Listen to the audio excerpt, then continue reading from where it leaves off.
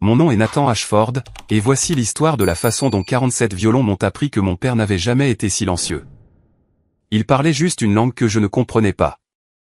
Mon père, Henry Ashford, était un luthier. La plupart des gens ne savaient pas ce que ce mot signifiait.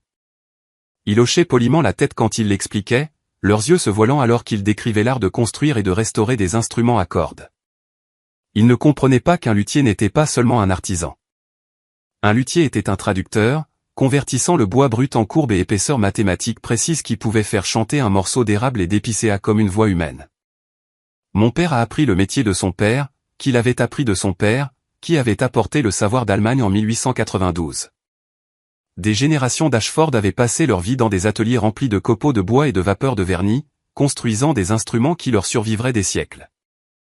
Mon père est allé plus loin qu'aucun d'entre eux. Il n'était pas seulement un constructeur. Il était un restaurateur, un détective, un historien.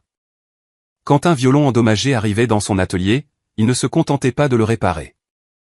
Il faisait des recherches. Il traçait sa lignée à travers des décennies d'anciens propriétaires, à travers des ventes aux enchères et des antiquaires, et les mains de musiciens décédés depuis longtemps. Il apprenait les noms des artisans qu'il avait construits, les villes où il avait été joué, les concerts dont il avait été témoin. Chaque violon a une histoire, m'a-t-il dit un jour, quand j'avais 8 ans et que je le regardais travailler sur un instrument cabossé qui semblait devoir aller à la poubelle.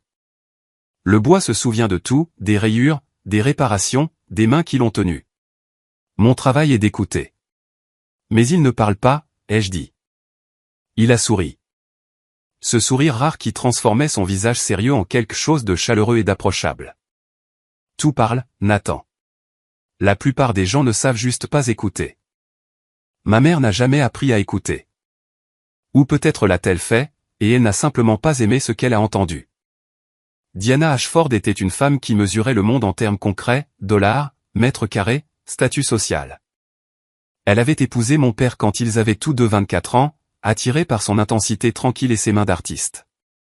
Elle pensait épouser un artisan avec du potentiel, quelqu'un qui finirait par ouvrir un magasin prestigieux ou enseigner dans un conservatoire, ou faire quelque chose qui pouvait être expliqué lors de dîners. Au lieu de cela, elle a eu un homme qui passait 12 heures par jour dans un sous-sol à parler à des morceaux de bois. Je n'ai pas signé pour ça, a-t-elle dit un soir, sa voix portant dans les escaliers jusqu'à l'endroit où je faisais semblant de faire mes devoirs. Je ne t'ai pas épousé pour passer ma vie comme une veuve d'atelier. J'ai du travail à finir, a répondu mon père, sa voix calme et mesurée, le même ton qu'il utilisait pour expliquer pourquoi un certain morceau d'épicéa était inadapté pour une table de violon. L'instrument Rix doit être prêt pour jeudi. L'instrument Rix, la restauration Morrison, l'évaluation de la vente aux enchères. Elle a ri amèrement. Te souviens-tu seulement du nom de tes enfants? Te souviens-tu que tu as une femme qui n'a pas eu de vraie conversation avec toi depuis 3 ans? Diana, ne me dis pas et Diana. Tu es là tous les soirs jusqu'à minuit. Tu passes les week-ends aux ventes aux enchères au lieu d'être avec ta famille. Tu as manqué toutes les récitals de Charlotte. J'envoie les instruments qui jouent à son récital.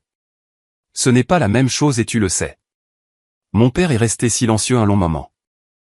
Je pouvais l'imaginer debout à son établi, les mains immobiles, les yeux fixés sur quelque chose que ma mère ne pouvait pas voir.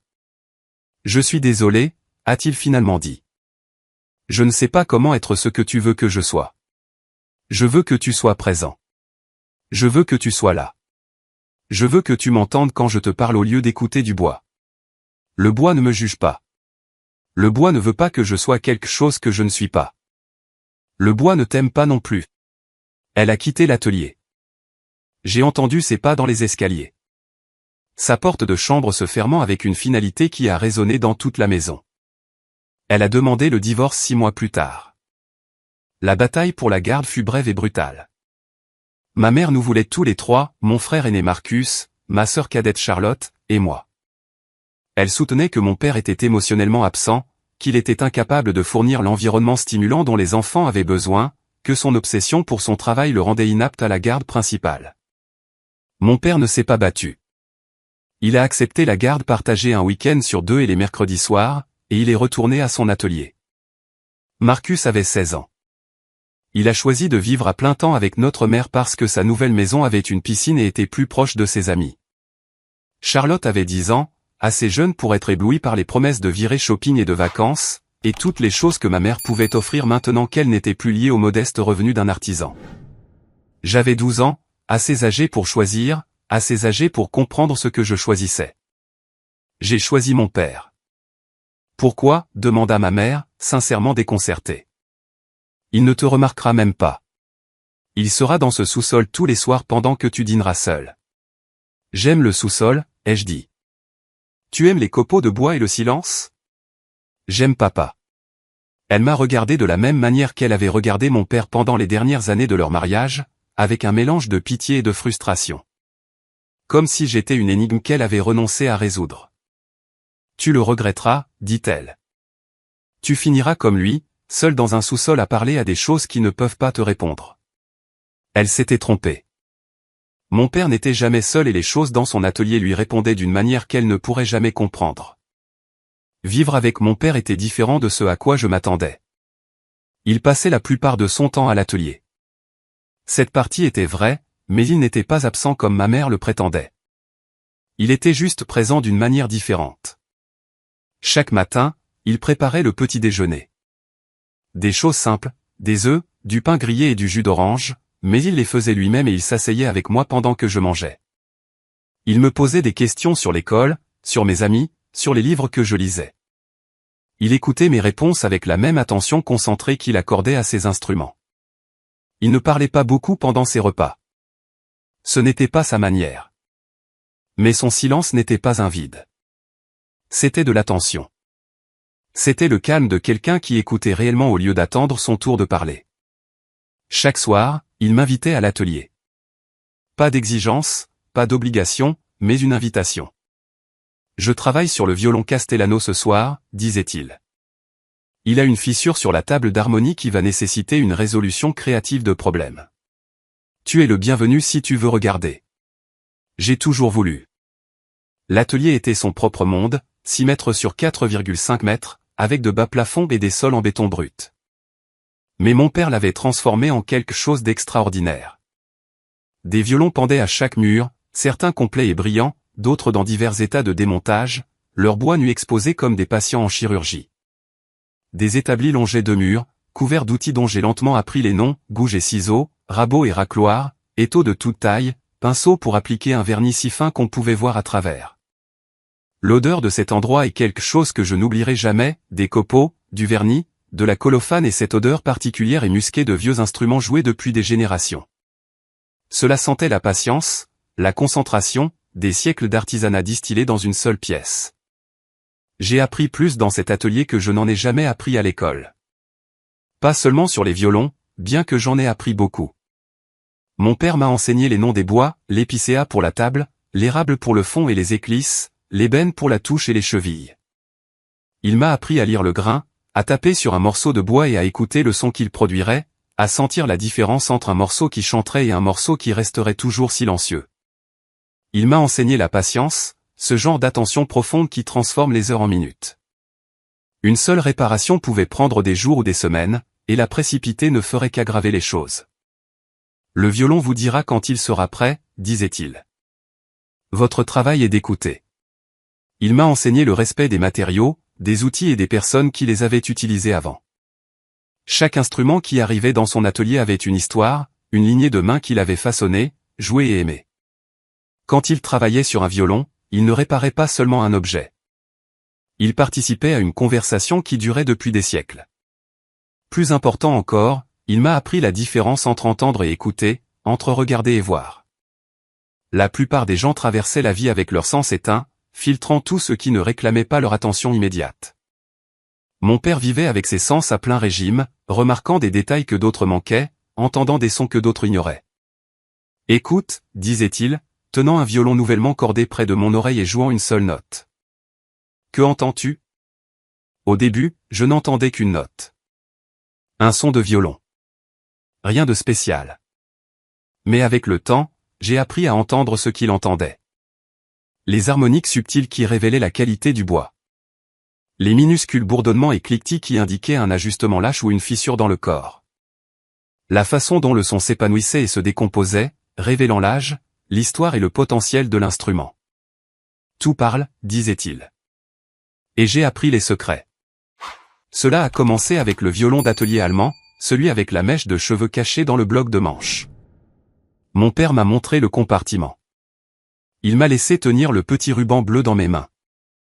Il m'a parlé des mois qu'il avait passés à essayer de retrouver la famille d'origine. Je ne les ai jamais trouvés, a-t-il dit. Le violon venait d'une vente aux enchères à Danbury. L'ancien propriétaire était un professeur de musique qu'il avait acheté sur un marché aux puces dans les années 1970. Avant cela, la piste est froide. Et les cheveux? Pourrais-tu faire un test ADN ou quelque chose? J'y ai réfléchi, mais ensuite j'ai pensé à la personne qui a caché cela ici. Ils voulaient que leur fille le trouve un jour. Ils voulaient qu'il reste à l'intérieur de ce violon, protégé, en attente. Si je l'enlève, je brise cette intention. Je mets fin à l'histoire avant qu'elle ne soit terminée. Mais l'histoire pourrait ne jamais être terminée. Alors elle ne finit jamais. C'est bien. Il a raccroché le violon à son cheville, le manipulant avec la même douceur qu'il aurait utilisée avec un enfant endormi. Certaines histoires ne sont pas censées finir. Elles sont censées continuer. Transmises d'un gardien à l'autre jusqu'à ce que la bonne personne arrive enfin. Comment savez-vous si vous êtes la bonne personne? Il m'a regardé avec ses yeux gris calmes et quelque chose a changé dans son expression. Quelque chose qui ressemblait presque à de l'espoir. Vous le savez, parce que vous avez posé cette question, a-t-il dit. Après cela, il m'a montré d'autres secrets. Pas tout à la fois. Au fil des ans, dans des moments calmes entre les restaurations, il décrochait un violon du mur et me montrait ce qu'il avait trouvé à l'intérieur. Une lettre d'amour de 1912, glissée entre les éclisses et la doublure. Une photographie d'une famille en tenue de cérémonie cachée sous la touche. Un minuscule rouleau de papier avec du texte hébreu dissimulé à l'intérieur du trou de lame. Chaque violon avait une histoire. Chaque secret avait une histoire. Pourquoi les gens cachent-ils des choses dans les violons? J'ai demandé un soir, alors que j'avais 16 ans et que j'étais apprenti à l'atelier depuis 4 ans. Parce que les violons survivent, a dit mon père. Les guerres détruisent les maisons.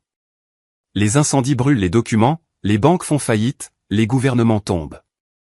Mais un bon violon dure des siècles.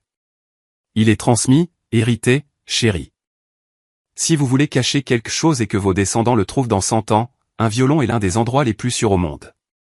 Avez-vous déjà trouvé quelque chose de précieux? Je veux dire, de l'argent précieux. Il a hésité.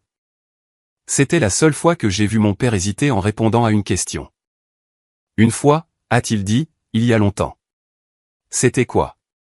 Je te le montrerai un jour, quand tu seras prêt. Je n'ai pas compris ce qu'il voulait dire par là. Je pensais que j'étais prêt. J'avais 16 ans, pratiquement un adulte, déjà capable de réparation et de restauration de base sous sa supervision. À quoi d'autre devais-je être prêt? Il m'a fallu 20 ans de plus pour le découvrir. Je suis allé à l'université sur l'insistance de ma mère. J'ai obtenu un diplôme en administration des affaires parce qu'elle a dit que j'avais besoin de quelque chose de pratique sur lequel me rabattre. J'ai trouvé un emploi dans une compagnie d'assurance à Hartford. J'ai passé mes semaines à examiner des réclamations, à assister à des réunions et à faire semblant de me soucier des projections trimestrielles. Mais chaque week-end, je rentrais chez moi à New Haven et passais le samedi et le dimanche dans l'atelier de mon père. La routine n'a jamais changé. Nous travaillions côte à côte, parfois en parlant, parfois en silence, nos mains se déplaçant en parallèle alors que nous nettoyions, ajustions et réparions les instruments qui lui parvenaient de tout le nord-est. Il avait alors une réputation, une célébrité discrète parmi les collectionneurs et musiciens sérieux, qui savaient que Henry Ashford pouvait redonner à un violon endommagé sa voix d'origine d'une manière que les autres luthiers ne pouvaient égaler. Il n'a jamais fait de publicité. Il n'en avait pas besoin. Les violons parlaient pour lui. Mon frère et ma sœur se sont complètement éloignés. Marcus est devenu un promoteur immobilier en Floride. Il appelait peut-être une fois par an pendant les vacances. Il n'avait pas visité depuis plus d'une décennie. Charlotte a épousé un avocat et a déménagé à Seattle. Elle envoyait des cartes de Noël avec des photos de ses enfants. Elle n'a jamais mentionné notre père. Ils avaient la perspective de leur mère. Pour eux, il était un fantôme qui avait hanté leur enfance. Une présence qui était techniquement là mais jamais vraiment disponible.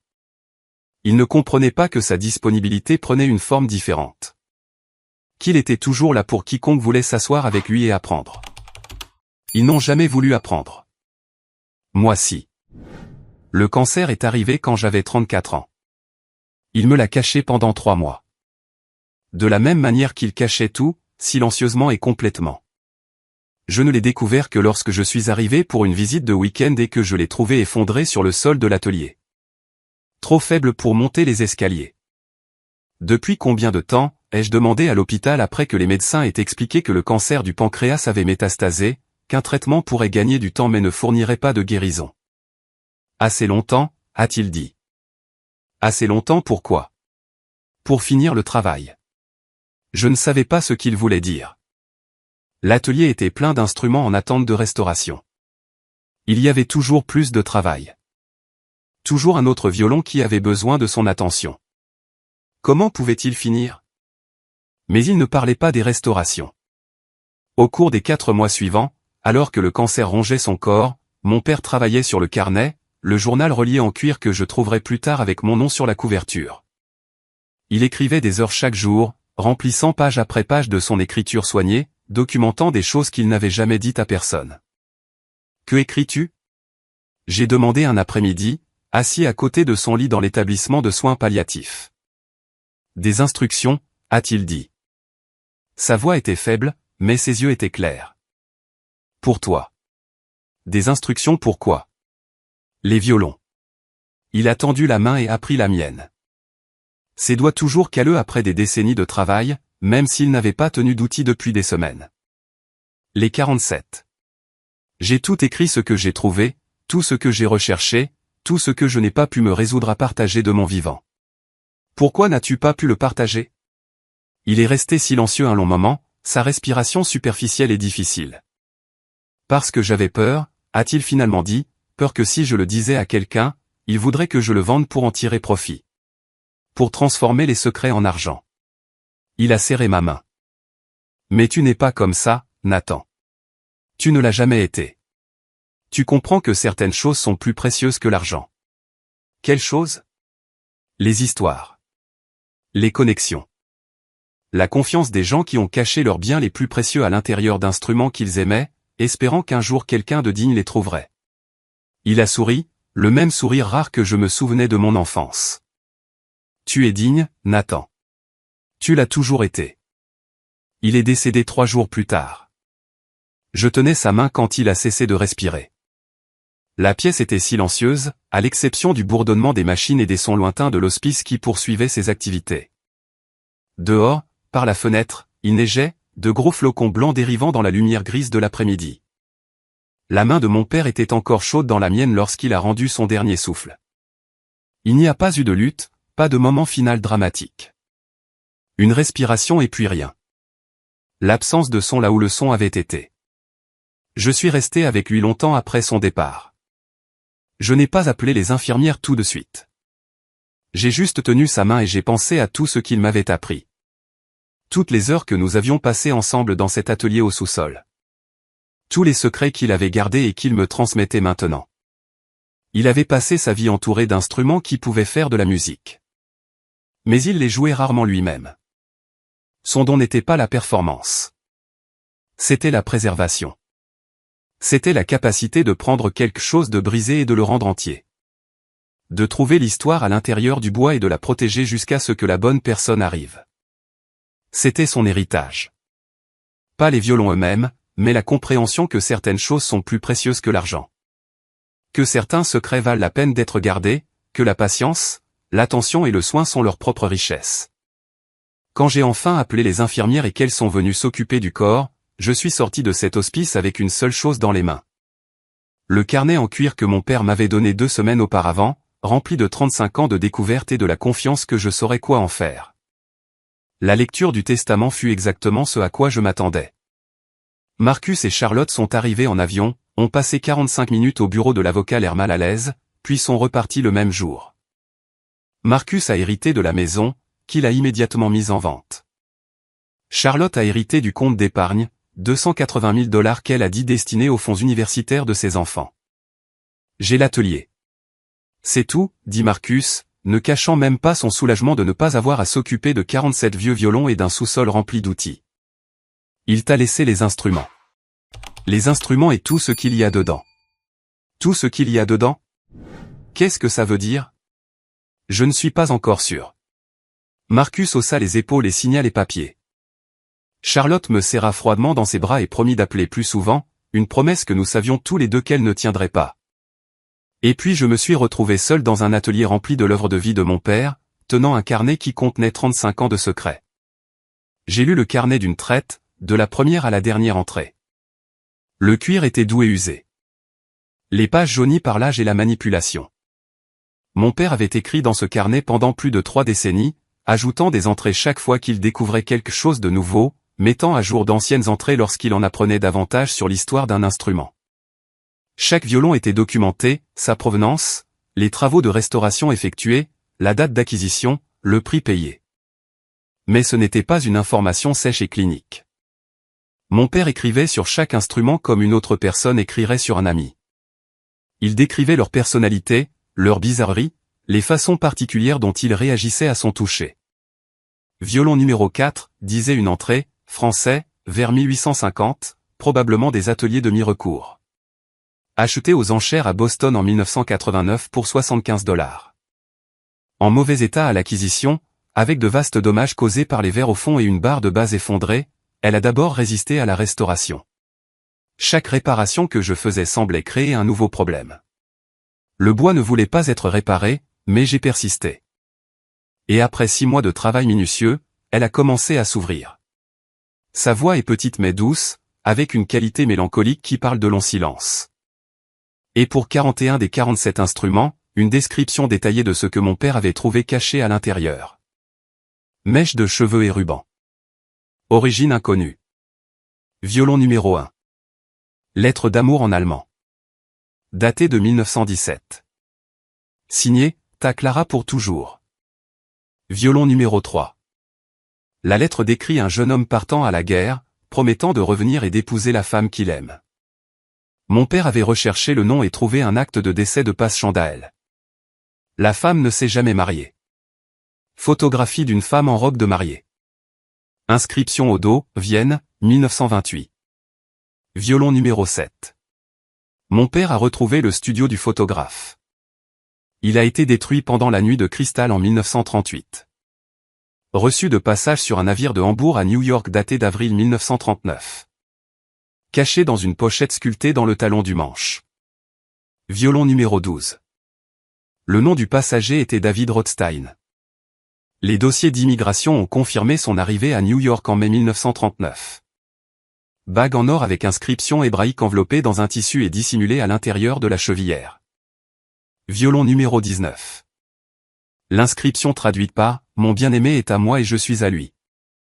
Minuscule rouleau de papier avec du texte hébreu dissimulé à l'intérieur du trou de lame. Violon numéro 21. Un rabbin l'avait identifié comme un rouleau de mezuzah. Une prière généralement placée sur les chambranles de porte. Le propriétaire l'avait caché à l'intérieur du violon pour le protéger pendant une période de persécution. Les entrées s'enchaînaient. Chacune était une fenêtre sur une vie que je ne connaîtrai jamais. Une histoire qui attendait des décennies ou des siècles que quelqu'un la découvre. Mais c'est l'entrée du violon numéro 23 qui m'a coupé le souffle. Violon numéro 23. Acquis lors d'une vente aux enchères à Greenwich, Connecticut, en 1987. Prix payé, 2 cents. État médiocre, avec des dommages importants à la table d'harmonie et des cordes manquantes.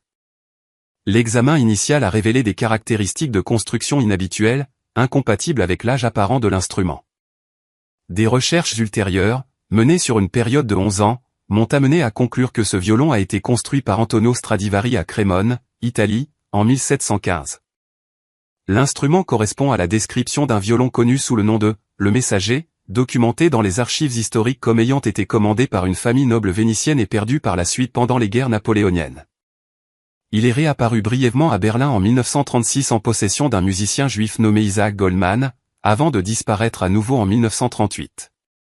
Sur la base des manifestes de navires et des registres d'immigration, je pense que le violon a été transporté en Amérique par la fille de Goldman, Ruth, qui a fui l'Allemagne en 1938 à l'âge de 16 ans. Ruth Goldman s'est installée dans le Connecticut, s'est mariée, a changé de nom et a vécu jusqu'en 2019. Elle est décédée sans héritier, et ses biens ont été vendus lors de la vente aux enchères où j'ai acquis l'instrument. Le violon est authentique. Je l'ai vérifié par comparaison avec des instruments Stradivari connus, par analyse du bois et du vernis, et par examen de l'étiquette à l'intérieur du corps. Je n'ai partagé mes découvertes avec personne. Valeur estimée, 12 à 18 millions de dollars. Je n'ai pas vendu cet instrument parce qu'il ne m'appartient pas. Il appartient à l'histoire. Il appartient à Isaac Goldman et à sa fille Ruth et à la musique qu'ils en ont tirée avant que le monde n'essaie de les détruire. Il appartient à quiconque le trouvera ensuite et comprendra ce que signifie tenir quelque chose qui a tant survécu. Nathan, quand tu liras ceci, tu sauras quoi faire. Non pas parce que je te l'ai dit, mais parce que je te l'ai enseigné. Le violon parle. Écoute-le. Il te racontera son histoire de la même manière qu'il me l'a racontée. Et quand tu auras fini d'écouter, décide ce dont l'histoire a besoin, pas ce dont tu as besoin, ce dont l'histoire a besoin. Je te fais confiance, papa. Je suis resté longtemps dans l'atelier après avoir lu cette entrée. Le violon était accroché au mur devant moi, indiscernable des autres pour un œil non averti. Juste un autre vieil instrument attendant que quelqu'un le ramène à la vie. Un Stradivarius d'une valeur de 12 à 18 millions de dollars, caché à la vue de tous pendant 35 ans parce que mon père croyait que certaines choses étaient plus précieuses que l'argent. L'expertise a pris 3 mois. Je ne l'ai pas pressée. Je ne pouvais pas la presser.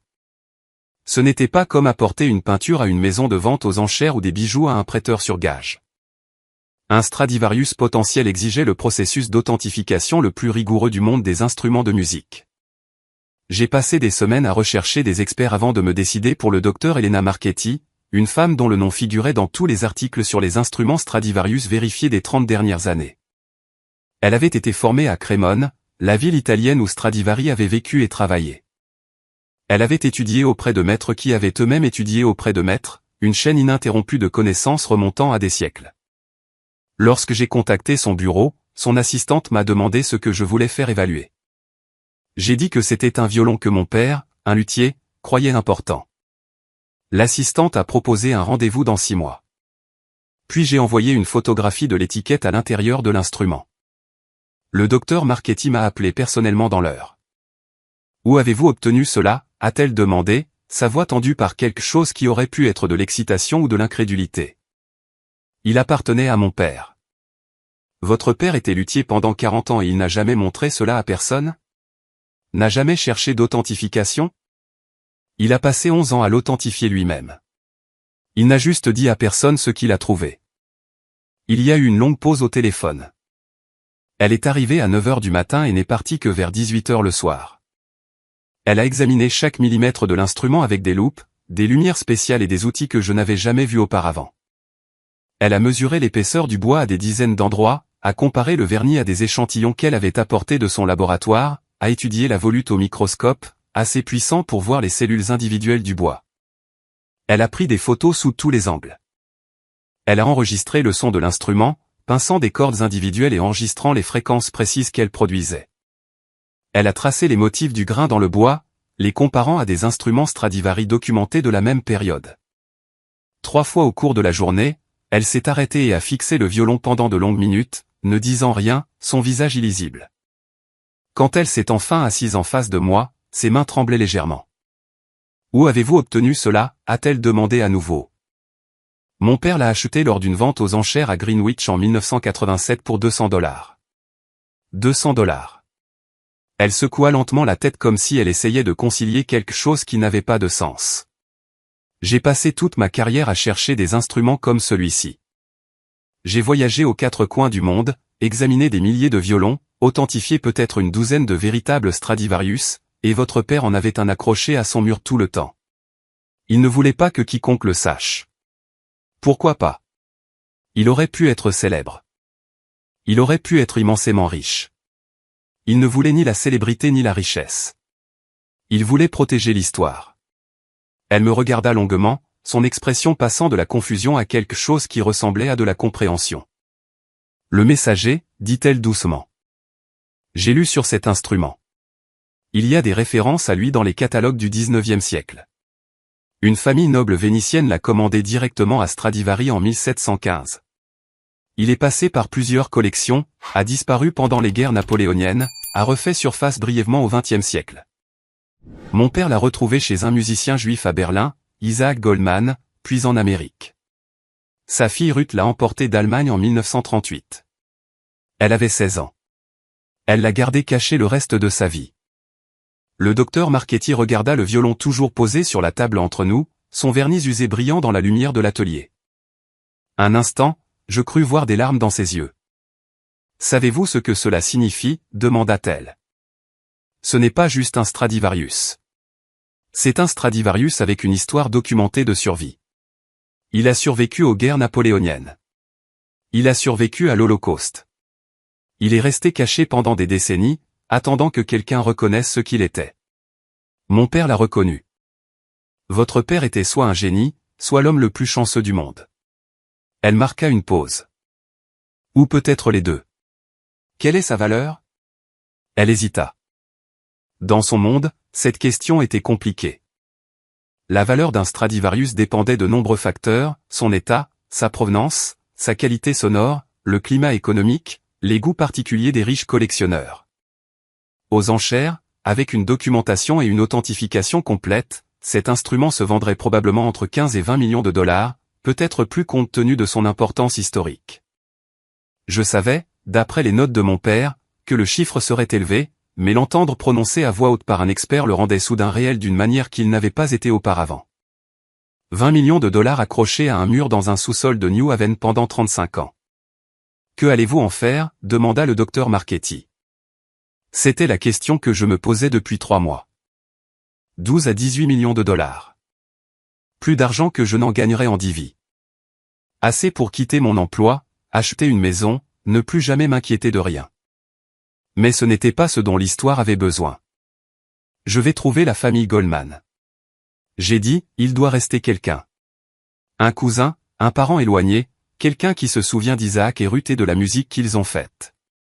Et quand je les trouverai, je leur rendrai leur violon.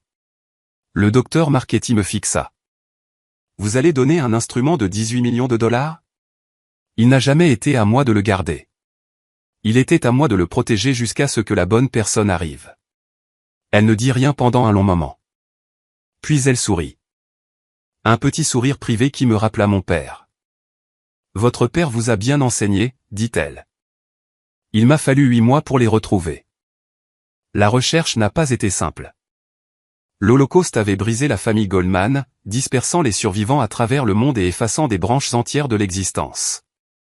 J'ai commencé avec les informations du carnet de mon père et j'ai étendu mes recherches, suivant des pistes qui menaient parfois à des impasses et parfois à des fragments d'une histoire plus vaste.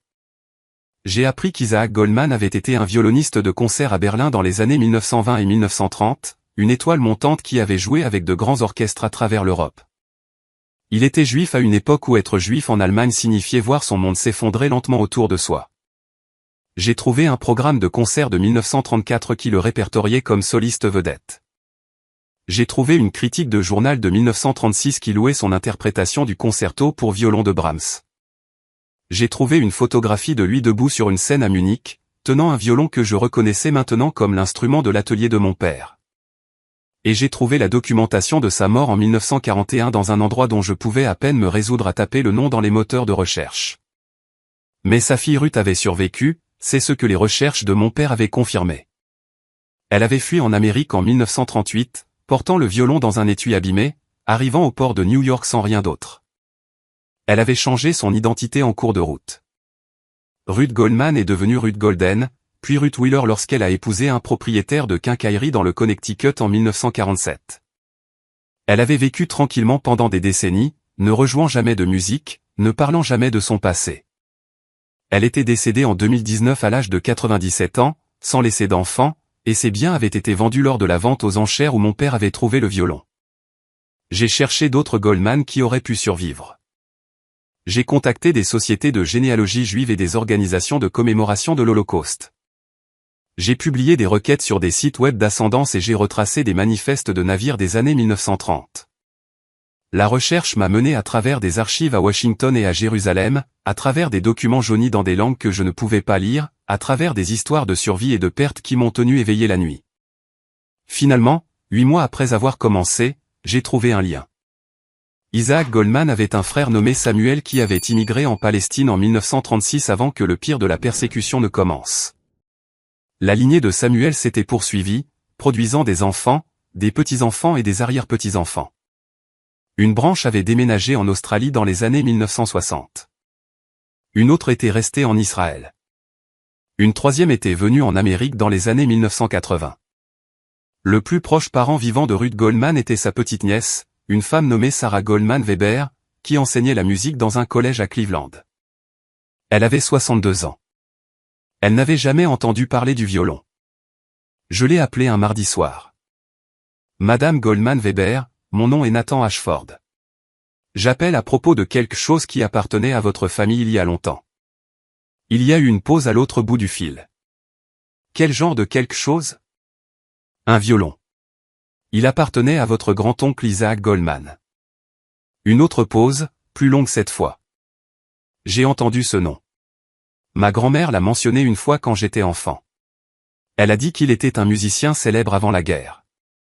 Il l'était, et je crois avoir retrouvé son violon. Je lui ai raconté l'histoire aussi brièvement que possible, Isaac et le violon à Berlin. Ruth le transportant en Amérique. La vente aux enchères où mon père l'avait acheté. Les 11 ans de recherche qui avaient prouvé son authenticité. Pourquoi me dites-vous cela, demanda-t-elle. Essayez-vous de le vendre? J'ai pris l'avion pour Cleveland avec l'instrument dans un étui spécial que mon père avait construit des décennies auparavant. Conçu pour le protéger des changements de température et de l'humidité, ainsi que des 1000 petits dangers qui menacent le bois ancien. Sarah m'a rencontré à sa porte d'entrée, une petite femme aux cheveux grisonnants et aux yeux vifs et intelligents. Elle a regardé l'étui dans mes mains, puis moi, attendant une explication qu'elle n'était pas sûre de vouloir entendre. Mon nom est Nathan Ashford, ai-je dit. Mon père était luthier. Il a passé 35 ans à rechercher un violon qu'il croyait appartenir à votre famille. Je lui ai tout raconté, non seulement les faits, mais le sens qui se cachait derrière. Isaac Goldman, le musicien qui avait fui Berlin mais n'avait pas survécu. Ruth, sa fille, qui avait transporté le violon en Amérique et l'avait gardé caché pendant 80 ans parce qu'elle ne pouvait pas se résoudre à le jouer ou à le laisser partir. La vente aux enchères où mon père l'avait acheté pour $200, sans savoir ce que c'était. Les 11 ans de recherche qui avaient prouvé son authenticité, la décision que mon père avait prise de protéger l'histoire plutôt que d'en tirer profit. Et puis j'ai ouvert l'étui et lui ai montré ce qu'il y avait à l'intérieur. Sarah est restée un long moment sur le pas de sa porte, fixant le violon que son arrière-grand-oncle avait joué dans les salles de concert à travers l'Europe il y a 100 ans. L'instrument qui avait survécu aux guerres, aux persécutions et à des décennies d'oubli. L'histoire que mon père avait passé sa vie à protéger. Quand elle a tendu la main pour le toucher, sa main tremblait. Puis-je, demanda-t-elle. Il est à vous. Il a toujours été à vous. Elle a soulevé le violon de l'étui avec la révérence prudente de quelqu'un manipulant un objet sacré. Elle l'a tenu à la lumière, examinant le vernis usé, les rayures qui racontaient des histoires qu'elle commençait seulement à comprendre. Et puis elle a commencé à pleurer. Je n'ai jamais su, dit-elle. Ma grand-mère a mentionné un violon une fois quand j'étais enfant. Elle a dit que c'était la seule chose que sa sœur Ruth avait apportée du vieux pays, mais Ruth n'en parlait jamais. Elle ne le jouait jamais. Elle l'a gardé caché toute sa vie. Elle le protégeait, comme mon père l'a protégé. Et maintenant vous me le donnez. Il n'a jamais été à moi. Il a toujours été à vous. J'étais juste la personne qui l'a trouvé et l'a ramené à la maison. Sarah m'a invité à entrer. Nous nous sommes assis dans son salon, le violon entre nous, et elle m'a raconté des histoires sur sa famille, sur Isaac, qui avait été un prodige, qui avait joué pour des rois et des présidents avant que tout ne s'effondre, sur Ruth, qui n'avait plus jamais joué de musique après être venu en Amérique, qui avait rangé son talent avec son violon et passé le reste de sa vie dans le silence. Elle n'était pas silencieuse, ai-je dit. Elle attendait, attendant que quelqu'un trouve l'instrument et le ramène à la famille. Attendant que l'histoire continue. Sarah a regardé le violon, passant ses doigts sur le vernis usé, touchant les cordes qui n'avaient pas été jouées depuis des décennies. Je ne peux pas accepter cela, a-t-elle dit. Il vaut des millions de dollars. Je suis professeur de musique au collège. Je ne saurais pas quoi en faire. Vous pourriez le vendre. Vous pourriez en faire don à un musée. Vous pourriez apprendre à le jouer vous-même. Ce n'est pas ma décision. Alors quelle est votre décision?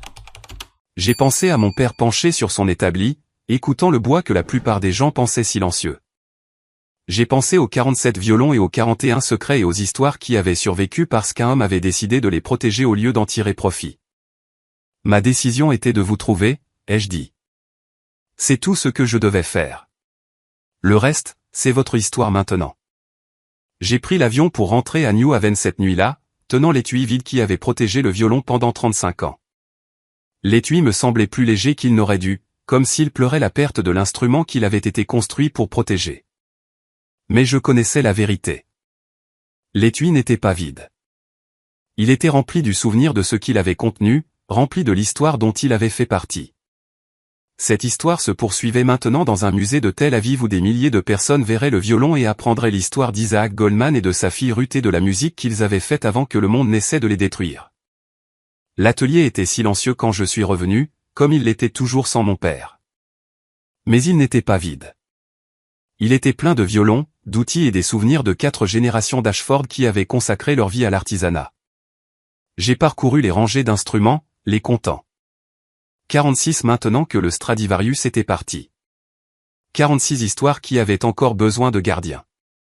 J'ai pris les outils de mon père, les rabots, les ciseaux et les pinceaux qui avaient façonné des milliers d'instruments pendant 40 ans. Ils s'adaptaient à mes mains comme ils s'étaient adaptés aux siennes, comme ils s'étaient adaptés aux mains de son père et de ses pères avant lui.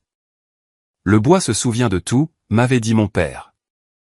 J'ai pris un violon qui avait besoin d'être restauré. Un instrument endommagé des années 1890 qui était arrivé le mois dernier et attendait de l'attention depuis. Le bois se souvient, ai-je pensé, et maintenant moi aussi. J'ai commencé à travailler. Sarah m'a appelé 6 mois plus tard. Elle avait décidé de faire don du Stradivarius à un musée en Israël où il serait exposé dans le cadre d'une exposition sur les musiciens juifs tués ou déplacés pendant l'Holocauste. L'exposition raconterait l'histoire d'Isaac Goldman, de sa fille Ruth, de l'instrument qui avait porté leur héritage à travers les océans et les décennies. Il y a une condition, dit-elle. Le musée l'a acceptée. Quelle condition? La plaque sous la vitrine mentionnera votre père. Elle dira que Henry Ashford, luthier, a découvert le violon et a passé 11 ans à rechercher sa provenance. Elle dira qu'il aurait pu le vendre pour des millions mais a choisi de protéger l'histoire à la place. Je n'ai rien dit pendant un instant. Mon père n'avait jamais voulu de reconnaissance. Il n'avait jamais voulu que son nom soit associé à autre chose qu'aux instruments qu'il construisait et restaurait. Mais c'était différent. Ce n'était pas la gloire. C'était une reconnaissance. Une petite plaque de laiton dans un musée à des milliers de kilomètres, disant au monde qu'un homme avait compris ce qui comptait vraiment. Il aurait aimé ça, ai-je dit. Il ne l'aurait pas admis, mais il l'aurait aimé. Viendras-tu à l'ouverture? C'est à Tel Aviv le printemps prochain. Je serai là. J'ai raccroché le téléphone et j'ai regardé autour de l'atelier.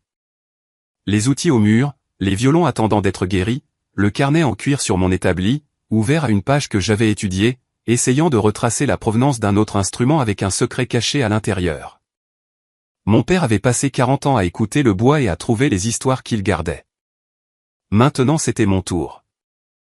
Ma mère m'a appelé le mois dernier, la première fois en 15 ans. Elle avait appris l'histoire du Stradivarius d'une manière ou d'une autre.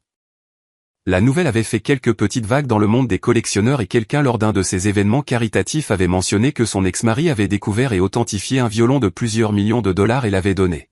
« Pourquoi ne l'avez-vous pas vendu » a-t-elle demandé. « Parce que ce n'était pas à moi de le vendre. C'était dans son atelier. Il l'a payé. Légalement, il lui appartenait, ce qui signifie qu'il vous appartenait à sa mort. Légalement, peut-être. Mais ce n'est pas la même chose que de posséder réellement quelque chose. » Elle est restée silencieuse un instant. « Ton père t'a vraiment ruiné. Tu es exactement comme lui. Tu aurais pu être riche. Tu aurais pu être quelqu'un. Au lieu de cela, tu es dans ce sous-sol à jouer avec du bois, exactement comme lui. Je ne joue pas avec du bois, maman, je l'écoute. Ça ne veut rien dire. Ça veut tout dire. Ce n'est juste pas quelque chose que tu peux entendre. » Elle a raccroché sans dire au revoir. Je n'y ai pas fait attention. Elle n'avait pas tort de dire que j'étais comme mon père. J'avais ses mains, sa patience, sa capacité à s'asseoir avec quelque chose de brisé et à trouver comment le rendre entier. Mais elle avait tort à propos du sous-sol. Ce n'était pas un lieu de cachette ou d'évasion. C'était un lieu de connexion. Chaque violon sur ces murs était un pont vers quelqu'un qui avait vécu avant moi, qui avait aimé et craint et espéré et caché ses biens les plus précieux à l'intérieur d'un instrument en lequel ils avaient confiance pour leur survivre. Je n'étais pas seul dans cet atelier. Je ne l'avais jamais été. J'étais entouré d'histoires, de secrets, du poids accumulé de siècles d'expérience humaine. Chaque fois que je prenais un outil, je poursuivais une conversation qui avait commencé bien avant ma naissance et qui se poursuivrait bien après ma disparition. Mon père avait compris cela. Il avait passé 40 ans à écouter le bois que la plupart des gens pensaient silencieux, trouvant les histoires que tout le monde ignorait. Il avait été assez patient pour attendre des décennies le bon moment pour partager ce qu'il savait. Et maintenant cette patience avait été récompensée, le messager rentrait chez lui. La famille Goldman serait commémorée. L'histoire continuerait. Marcus m'a appelé la semaine dernière. Il avait vu la couverture médiatique de l'inauguration du musée, l'histoire du Stradivarius et son voyage de Berlin à New Haven à Tel Aviv. Tu l'as vraiment fait, dit-il. Tu as vraiment donné un violon de 20 millions de dollars. Je l'ai rendu à ses propriétaires légitimes. C'est la même chose. Pas du tout. Il est resté silencieux un instant. J'ai pensé à papa, à l'atelier, à toutes ces années. Je pensais qu'il gaspillait sa vie et je me suis trompé. Il ne gaspillait rien. Il construisait quelque chose. Je ne pouvais juste pas le voir parce que je cherchais le mauvais genre de valeur. Quel genre de valeur cherchais-tu? Le genre qui apparaît sur les comptes bancaires. Le genre qui impressionne les gens au fait. Il marqua une pause. Le genre qui n'a pas vraiment d'importance. Je n'ai rien dit. C'était la conversation la plus honnête que j'ai eue avec mon frère depuis des années. Je veux venir voir l'atelier, dit-il. Je veux voir ce que papa a passé sa vie à construire. Je veux comprendre ce que j'ai manqué. Tu es le bienvenu n'importe quand. Me montreras-tu comment écouter le bois? Je veux dire, la façon dont papa en parlait. J'ai pensé à toutes les années où mon frère était passé devant cette porte de sous-sol sans jamais descendre les escaliers. Toutes les opportunités qu'il avait manqué d'apprendre ce que notre père pouvait enseigner. Toutes les histoires qu'il n'avait jamais entendues parce qu'il n'avait jamais pensé à poser la question. J'essaierai, ai-je dit. Mais cela prend du temps, cela prend de la patience. Cela prend une volonté de s'asseoir avec quelque chose que l'on ne comprend pas et d'attendre qu'il se révèle. J'ai le temps maintenant, dit-il. J'ai tout le temps du monde. Il vient le mois prochain. Nous nous assiérons ensemble dans l'atelier, entourés de 46 violons et des secrets qu'il garde. Je lui tendrai un outil et lui montrerai comment l'utiliser. Je lui jouerai une note et lui demanderai ce qu'il entend. Je ne sais pas s'il apprendra à écouter comme notre père me l'a enseigné. Ce n'est pas quelque chose que l'on peut garantir. C'est quelque chose qui arrive ou non. Mais je vais essayer parce que c'est ce dont l'histoire a besoin. Non seulement d'être préservée, mais d'être transmise. Non seulement d'être protégée, mais d'être partagée. C'est ce que mon père m'a enseigné. En fin de compte, les secrets à l'intérieur des violons n'étaient pas destinés à rester cachés pour toujours. Ils étaient destinés à être découverts. Ils étaient destinés à être compris. Ils étaient destinés à connecter les gens à travers le temps et l'espace. Nous rappelant que nous faisons tous partie d'une histoire plus vaste. Chaque violon a une histoire. Mon père me l'a appris. Mais il m'a aussi appris quelque chose de plus important. Chaque histoire a un auditeur. Quelqu'un qui s'y assoira patiemment, attendant qu'elle se révèle. Quelqu'un qui la protégera jusqu'au bon moment. Quelqu'un qui saura ce dont l'histoire a besoin et aura le courage de le donner. Mon père a été cet auditeur pendant 40 ans. Maintenant c'est moi. Et quiconque viendra après moi, quiconque j'enseignerai et formerai et à qui je transmettrai ces instruments, sera le suivant. Le bois se souvient. Et maintenant moi aussi. 46 violons restent dans mon atelier. 46 histoires qui attendent de continuer.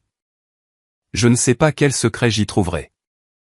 Je ne sais pas quelles lettres, photos ou trésors sont cachés à l'intérieur. Attendant que la bonne personne arrive. Mais je sais que j'écouterai. Je sais que je protégerai tout ce que je trouverai comme mon père l'a protégé jusqu'à ce que l'histoire me dise ce dont elle a besoin. C'est ce que signifie être luthier. C'est ce que signifie être le fils de Henry Ashford. Merci d'avoir parcouru ce chemin avec moi. Avant de partir, j'ai laissé 2 autres histoires ici sur votre écran. Toutes 2 de la part d'hommes qui ont découvert que la famille n'est pas toujours celle dont on est né. C'est celle qui vous soutient quand la vérité éclate. Cliquez sur celle qui vous appelle. Et si vous voulez rejoindre notre communauté de personnes qui comprennent ce que c'est que d'être un étranger, cette cloche de notification est votre invitation. Jusqu'à demain, souvenez-vous, votre histoire compte, même s'ils ont essayé de l'effacer.